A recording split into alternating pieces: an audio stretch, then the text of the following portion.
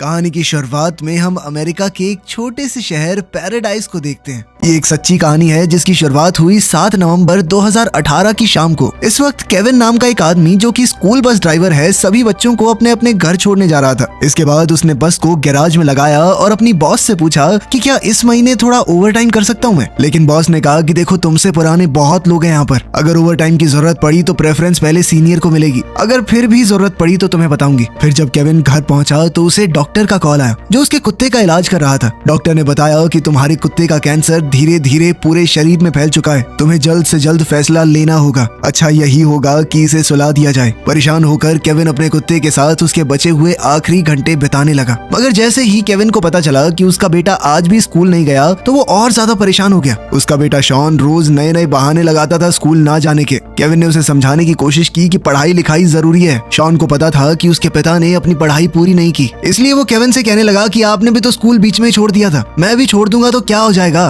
Kevin ने उसे समझाने की कोशिश की कि पागल हो गया है क्या, मेरी तो मजबूरी थी, तुझे तो मौका मिल रहा है ना, और फिर मैंने जो गलती की वो तू क्यों कर रहा है। लेकिन शॉन ने बस चिढ़कर म्यूजिक की आवाज बढ़ा दी ताकि उसके पिता की बात उसे सुनाई ही न दे। केविन अपने परिवार को खुश रखने के लिए दिन रात मेहनत करता था। वो अपने बेटे को एक बेहतर जिंदगी जीते हुए देखना चाहता था। खैर उदास होकर अब केविन अपने कुत्ते को लेकर डॉक्टर के पास चल दिया। जब वो केविन की जिंदगी में आया था तो बस एक छोटा सा प्यारा सा पिल्ला था। इतने लंबे समय तक वो केविन का सबसे खास दोस्त रहा है। उसने बड़े भारी मन से डॉक्टर से कहा कि सुला दीजिए इसे, अब मैं इसे और परेशान होते हुए नहीं देख सकता।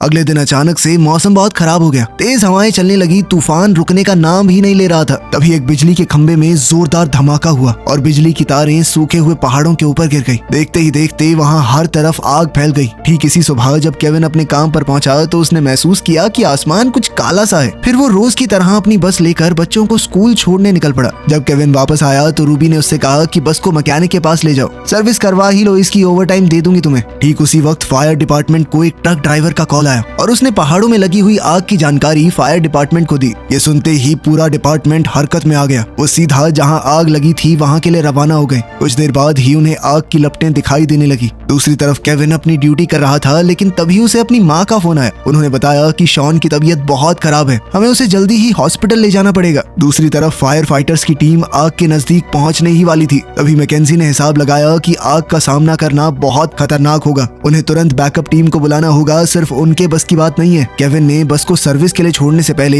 अपनी माँ को फोन किया और कहा कि एक बार चेक करना शॉन को ज्यादा बुखार तो नहीं है। लेकिन तभी उसने देखा कि धुएं और राख के काले बादल उनकी तरफ आ रहे हैं। साथ ही वो जल्दी से अपने बेटे के लिए दवाई लेने चला गया। नुकसान को कम करने और आग को फैलने से रोकने के लिए फायर चीफ ने ऑर्डर दिए कि पूरे शहर की बिजली को बंद कर दो। लेकिन अब तक आग बहुत खतरनाक हो चुकी थी। आसपास के इलाके के कई घर आग की लपटों से घिर चुके थे और वहाँ के लोग उस इलाके से बाहर निकलने के लिए बेचैन होने लगे। आग की लपटों में आ गए घरों के लोगों को बाहर निकलते हुए देखकर हॉपकिंस को समझ आया कि बात बहुत ज्यादा बढ़ चुकी है। अब उसने तुरंत मेडिकल टीम को भी बुलाया।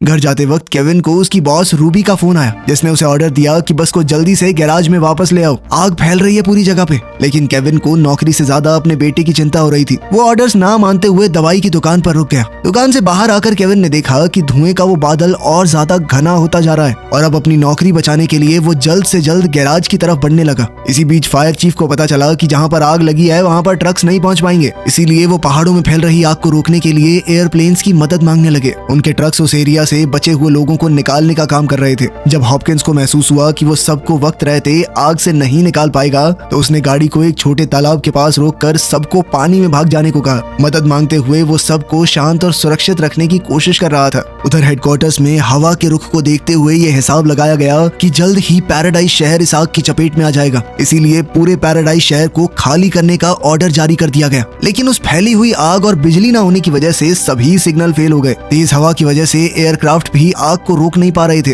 और अब टीचर्स बच्चों को घर पहुंचाने का रास्ता ढूंढने लगे। गैराज जाते हुए केविन को अपनी पिछली पत्नी लिंडा का कॉल आया जिसे पता चल गया था कि शॉन बीमार है। लिंडा ने चिल्लाते हुए कहा कि तुम्हारे पास छोड़ना ही नहीं चाहिए था मुझे उसे, क्या ध्यान रख रहे हो तुम। इतना कहकर लिंडा ने फोन काट दिया जिस वजह से केविन ने परेशान होकर गाड़ी रोक दी और अपने बेटे को फोन करने लगा पर कोई जवाब नहीं मिला। तभी उसने अचानक से बस अपने घर की तरफ घुमा दी। उधर मैरी स्कूल से बच्चों को उनके पेरेंट्स के साथ वापस भेज रही थी और जिनके माँ बाप नहीं आए थे उसके लिए उसने प्रिंसिपल से पूछा कि अब क्या करें। तभी प्रिंसिपल ने गैराज में फोन करके रिक्वेस्ट की और बस मंगवाई। रूबी ने सभी ड्राइवर से पूछा कि कौन स्कूल के आसपास है। तभी केविन ने जवाब दिया कि मैं बच्चों को पिक कर लूंगा। स्कूल के बाहर पहुंचकर उसने हॉर्न बजाया, लेकिन हॉर्न की आवाज किसी को भी सुनाई नहीं दी। जिसके बाद वो भागकर क्लास में गया और मैरी से बच्चों को बस तक ले जाने में मदद मांगी। मैरी को लगा कि वो इतने सारे बच्चों को अकेला नहीं संभाल पाएगा, इसीलिए वो बच्चों के साथ खुद भी बस में बैठ गई और दोनों मिलकर पैराडाइज स्कूल का सबसे तेज और छोटा रास्ता ढूंढने लगे। सभी सड़कों पर खतरनाक जाम था, तो केविन ने रॉन्ग लेन से जाने की कोशिश की,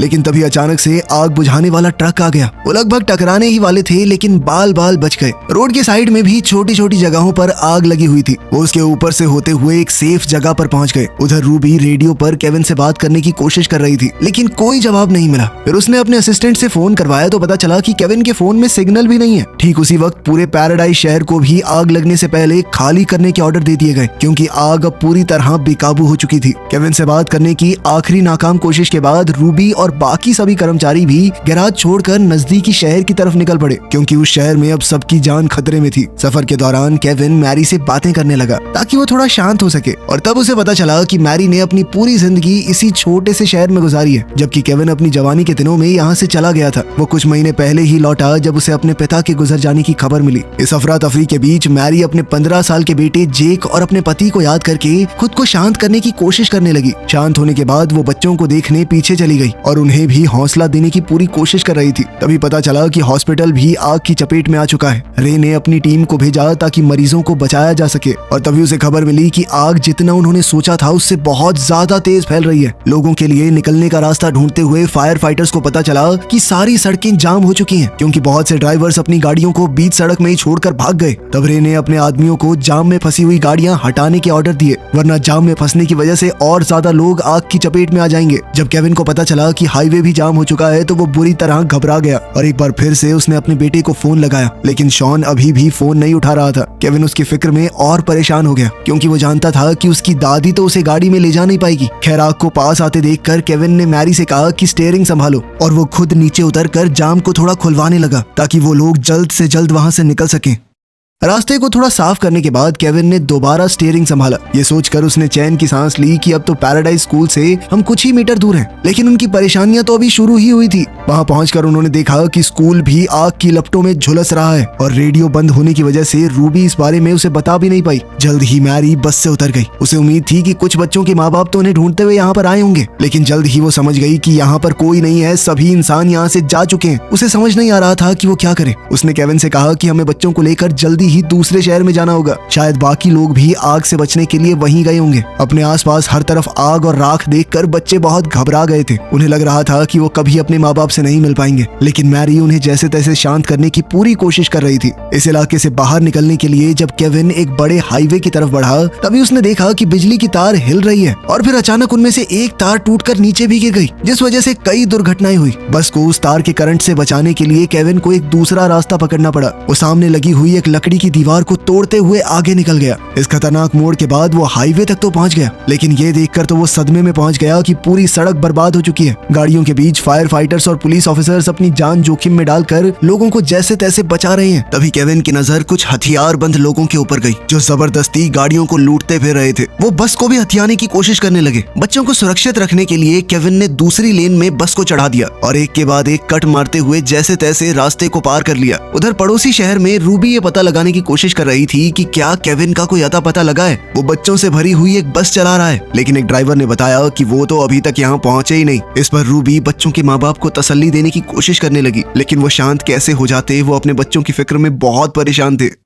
इधर केविन मेन रोड से कुछ मील की दूरी पर था। तभी वो एक वर्कशॉप के पास पहुंच गया जहां वो अपनी जवानी के दिनों में काम किया करता था। उसकी जानकारी के हिसाब से उस बिल्डिंग के दूसरी तरफ एक सड़क है जो उन्हें शहर से बाहर निकाल देगी। वो निकलने ही वाले थे कि तभी बस में बैठे हुए एक बच्चे की तबीयत बहुत खराब होने लगी। इस धुएं और घबराहट ने बच्चों के शरीर पर बहुत असर डाला था। ये देखकर मैरी ने केविन को गाड़ी रोकने को कहा और वो बच्चे के लिए पानी ढूंढने निकल पड़ी। जाते हुए उसने केविन से कहा कि अगर वो 5 मिनट में वापस नहीं आई तो बिना उसके सफर जारी रखे। मैरी वहाँ पानी ढूंढते हुए एक वैन में घुस गई और वहाँ उसे पानी की बोतल से भरी हुई एक क्रेट मिली। वो दौड़कर बस की तरफ लौट ही रही थी कि तभी रास्ते में उसे एक हथियारबंद आदमी दिखाई दिया। लेकिन तभी अचानक से पीछे एक धमाका हुआ, जिस वजह से उस आदमी का ध्यान भटका और मैरी भागकर बस में चढ़ गई। केविन ने बस का इंजन स्टार्ट कर लिया, लेकिन धमाके से उठी आग ने उसका रास्ता रोक लिया और उसे बस तक पहुंचने के लिए थोड़ा घूम कर जाना पड़ा। वर्कशॉप से निकलते ही थोड़ी देर बाद ही बस एक सुनसान कच्ची सड़क पर पहुंच गई। केविन ने बताया कि यही सड़क उन्हें वापस मेन हाईवे तक ले जाएगी, लेकिन दिक्कत यह है कि वहां तक पहुंचने के लिए उन्हें एक बड़ी घाटी को पार करना होगा, जहां बहुत ही पतली सड़क है। यह रास्ता बहुत ही ज्यादा पतला था, अगर थोड़ी सी भी गलती हुई तो जान से हाथ धोना पड़ेगा। रास्ते में केविन को कुछ लोग दिखाई दिए जो उस तरफ जा रहे थे जहाँ से केविन आया था।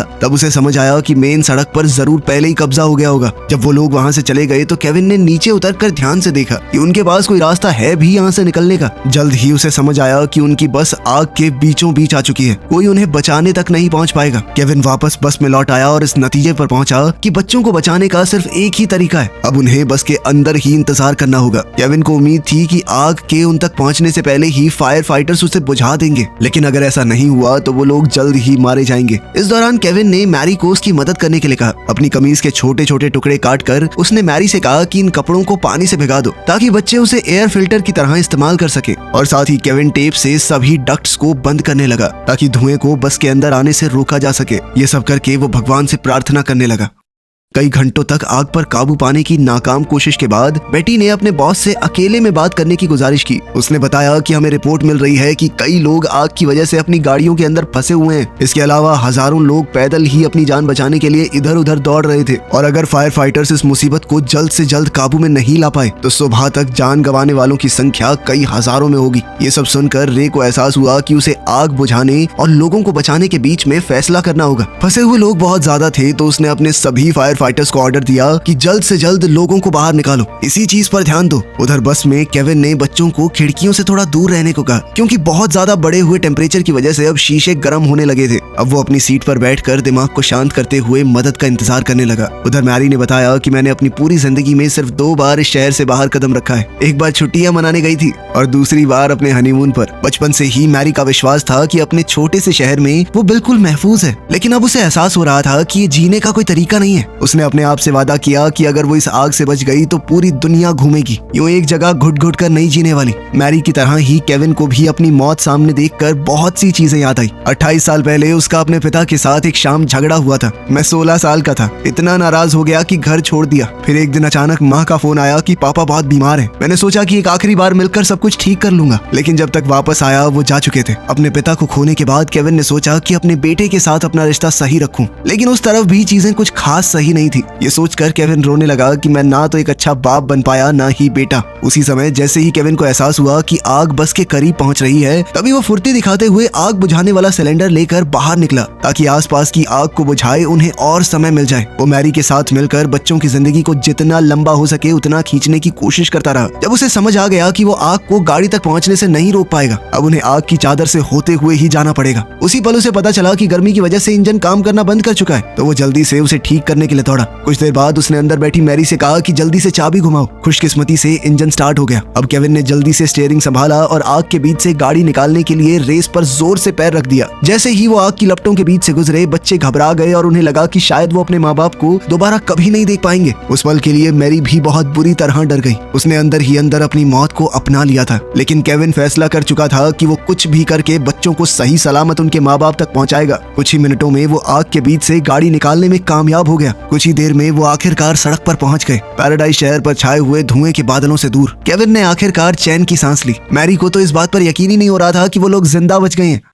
थोड़ी देर बाद बस पड़ोसी शहर के रेफ्यूजी सेंटर पहुंची और बच्चे फिर से अपने माँ बाप से मिल गए। ये देखने के बाद कि सभी बच्चों को उनके माँ बाप के हवाले कर दिया गया है, मैरी ने खुशी के मारे केविन को गले लगाया और उन सबको सही सलामत शेल्टर तक पहुंचाने के लिए शुक्रिया कहा। तभी उसने अपनी बहन को अपने बेटे के पास खड़ा देखा और वो देखकर बहुत खुश हुई कि दोनों सही सलामत है। क्योंकि स्टीवन शहर से बाहर था, इसलिए मैरी जानती थी कि वो खतरे में नहीं है। दूसरी तरफ जब केविन रूबी से मिला तो रूबी की आंखों में आंसू आ गए। रूबी ने उसकी बहादुरी को सलाम किया कि इतनी मुसीबत के समय पर भी तुम काम करते रहे। खैर अपना मिशन पूरा करने के बाद केविन को अपनी माँ और बेटे की चिंता हो रही थी। लिस्ट देखने पर उसे पता चला कि उनके नाम तो यहाँ है ही नहीं। घबरा कर केविन पूरे शेल्टर में अपने परिवार को ढूंढने लगा। तभी उसने एक एम्बुलेंस के पास अपनी माँ को इलाज करवाते हुए देखा तो केविन ने तुरंत उनके पास जाकर पूछा कि माँ आप यहाँ तक कैसे पहुंची। जेरी ने बताया कि हमारा जो पड़ोसी है वो मुझे घर से सीधा यहाँ ले आया, जबकि शॉन को उसकी माँ लिंडा अपने साथ ले गई। आग फैलने की खबर सुनते ही वो जल्दी से अपने बेटे को बचाने पैराडाइज पहुंच गई थी। ये सुनकर केविन ने आखिरकार चैन की सांस ली। अगले दिन जब फायर फाइटर्स आग पर काबू पाने में कामयाब हो गए तो केविन ने अपने घर जाकर देखा कि क्या कुछ बचा है। उसने देखा कि सब कुछ जलकर राख हो गया था।